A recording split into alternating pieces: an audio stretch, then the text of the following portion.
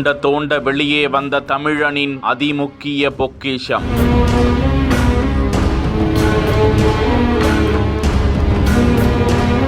சுமார் 1200 ஆண்டுகளுக்கு முந்தைய தமிழனின் பொக்கிஷம்.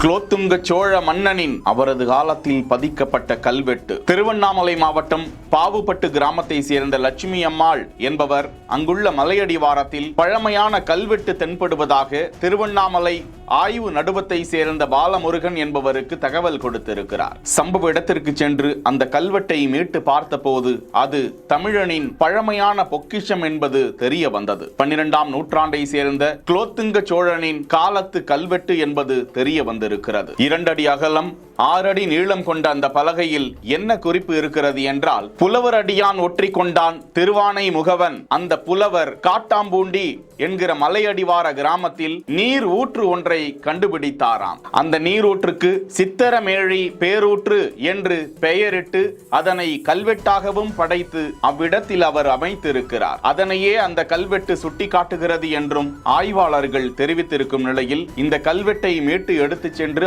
ஆவணப்படுத்தி பாதுகாத்திட வேண்டும் என்று இது குறித்த தமிழ் ஆர்வலர்கள் ஆய்வாளர்கள் கோரிக்கை விடுத்திருக்கிறார்கள். திருவண்ணாமலையில் வெறையூர் என்ற கிராமத்தின் அருகே திருவானை என்ற கிராமம் இருப்பதாகவும் அந்த கல்வெட்டு கண்டெடுக்கப்பட்டிருக்கும் ஸ்தலத்தில் இயற்கையான சுனை ஒன்றும் இருக்கிறதாம். இது குறித்து ஆய்வு செய்து தமிழனின் நீர் மேலாண்மை பதிவுகள் குறித்து ஆய்வு செய்திட வேண்டும் என்று கோரிக்கைகள் வலுத்திருக்கிறது. செய்திகளை உடனுக்குடன் தெரிந்து கொள்ள பிஹைண்ட் வுட்ஸ் நியூஸ் வாட்ஸ்அப் சேனலுடன் இணைந்திருங்கள். செய்திகளை வழங்கியோர் Lexco holidays, MGR pure cotton club, doctor Srivarma wellness.